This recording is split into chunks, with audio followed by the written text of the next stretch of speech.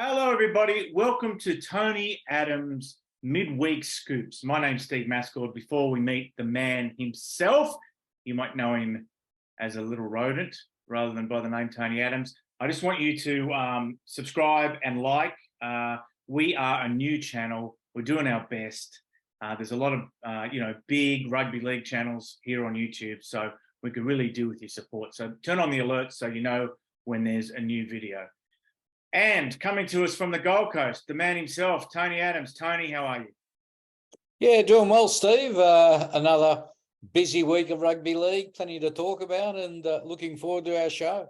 Yeah, now this is like we're just building our channel slowly. So this is a new channel, the Midweek Scoops, and it's to tie in with a column that Moley does for Channel 9 every week. And Moley's in the news at the moment because an NRL star has blocked him on Twitter. But we're going to tease that a little bit. That's what they do here on YouTube, right? We're going to get to that at the end. But a pretty good weekend of NRL footy, Tony. So another thing you do every week, and in future this might be a separate video. But for now, we'll go through your team of the week, and I guess glasses on. We'll start with fullback, Tony. Well, the fullback was probably the hardest position of all, because there were some fine fullbacks over the weekend. Dylan Edwards, as always, played well for the Panthers, but the man I went for was Reece Walsh, back from 3 weeks suspension. He just had a remarkable attacking game against Souths. He scored a try, he laid on another, he made 4 tackle breaks, 2 line breaks, ran over 200 metres, and you can say what you like about him. Some people like him, some people hate him, but gee, he's great to watch, isn't he, Steve? He's just an excitement machine. He is 2 wingers, I take it. So did you pick 1 winger or 2 wingers? Yep, 2 wingers. The first one from a losing team, Junior Tupou from the Tigers. I thought he was outstanding in the loss to the Dragons. He scored 2 tries, ran for over 200 metres. Pretty good effort in a team that got beat. And the other one's probably the form winger of the competition, Dallin Watene-Zelezniak. He scored his 14th try in the last 9 games. But probably the talking point, and was one of the biggest talking points of the weekend, was the incredible try save he came up with. Sebastian Kris was over the line. He was about to plant the ball down, and somehow he just batted it out of his hands, and the ball went flying over the dead ball line. And a couple of minutes later, the Warriors scored. So it literally turned the game. And when you think the Warriors won that game against the Raiders in Golden Point, you can say it was the move that won the match. 2 centres, Tony? Yeah, the first one has been getting plenty of criticism this year, but I thought he was outstanding. Zach Lomax from the Dragons. I said he was probably the difference between the Dragons and the Tigers in the wooden spoon battle. It was a low-scoring game, but he scored 1 try and created another. And the other centre was a young guy on the rise, Tolu Kola from the Seagulls. He scored 2 scintillating tries, ran for over 200 metres. And don't forget, that was a big upset win by Manly. So good performance by him against a strong Sharks back line. 5'8"? Oh, we'll do both halves at once, Tony. Yeah, 5'8's another guy who has his share of critics. Jerome Luai, I thought he was great for the Panthers. He had Nathan Cleary coming back, and that obviously made life easy for him. Between them, they come out with 5 try assists. He had 3, and he had 2 line breaks, so very hard to beat. Halfback, again, a hot field, but Adam Reynolds, geez, the way he led the way against his former club South was just impeccable. He kicked well, he passed well, he ran well. He's really the difference between the Broncos of a couple of years ago and the Broncos of now that are a real chance of taking this premiership. Your 3 back rowers? Yeah, Corey Horsburgh, he was just relentless at lock for the Raiders. Made between 50 and 60 tackles, depending on which stat sheet you go by, and also made the hard yards up the middle. In the back row, Nat Butcher scored a try for the Roosters, had another one disallowed, and led the way in defence as they beat the Titans. And Tyson Frizzell for the Knights, he ran for almost 170 metres. He had 2 line breaks, 6 tackle breaks. He was really a key man in another upset win as the Knights beat the Storm. 2 props? Aden Fanua-Blake, probably one of the form front rowers of the year. He ran for over 200 metres for the Warriors, made 34 tackles as they beat Canberra in Golden Point. And Lindsay Collins from the Roosters actually just edged out his teammate Jared Warrior-Hargraves. He made 2 line breaks, which was actually a game high, and just belted some of the opposition forwards. Some of the Titans forwards, I'm sure, are still feeling his hits. I'm sure they're still bruised. And the hooker, Lachlan Croker, very underrated player for Manly. He's scored a vital try, kicked a 40-10-20, and really tackled himself to a standstill. And remembering that was a big upset win by the Seagulls and keeps them in the race. So he really stood up when his team needed him. Okay, let's move right along, Tony. And you were telling me before we started recording that the first send-off in WNRL history, you had a fair bit to do with it. Tell us about that. Yeah, I mean, it would be a funny story, except it's a sad story. The player concerned, Ash Werner, received a 2-match suspension on Tuesday night. I've known Ash since she was born. I used to play footy with her dad. We're still best mates and get together regularly. And she, I don't know if you know the story, but she was an Olympic standard bobsledder. Should have gone to the last 2 Olympics, but the first one, the funding for the team was withdrawn. The second one, she got COVID.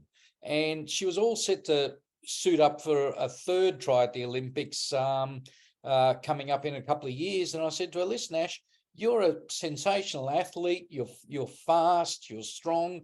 Have a go at rugby league. And she decided to give it a crack. I got her a trial at the Tigers last year. She went that well in the not in the NRLW, but in the what would you call it?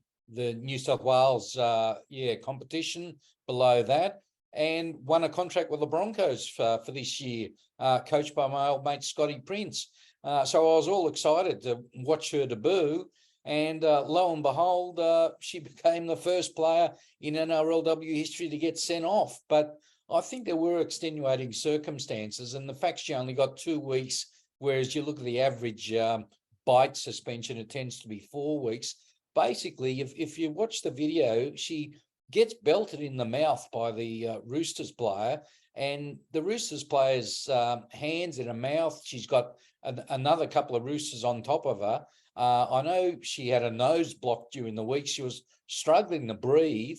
So I think she just sort of panicked and tried to wrestle her mouth free. But in all that, she left an impression on the Roosters player's arm. It went to judiciary. And she copped 2 weeks. The Broncos certainly supported her. I know she had tears in her eyes, so it was a very emotional occasion, because if you know Ash, she doesn't have a harmful bone in her body. She's just a very decent human being, and it's a sad sort of mark against her name that she's the first player sent off in NRLW history, and the competition's only 9-10 weeks, and she gets sent off in week 1. She's going to miss week 2 and week 3. So she's got a bit of ground to make up, but hopefully she'll come back into that Broncos team. Hopefully they'll make the finals, and she'll get a chance to make amends. And Tony, you got some news about an Ireland international who's known as a bit of a hothead, who might be headed to the NRL. Yeah, that's right. James Bentley.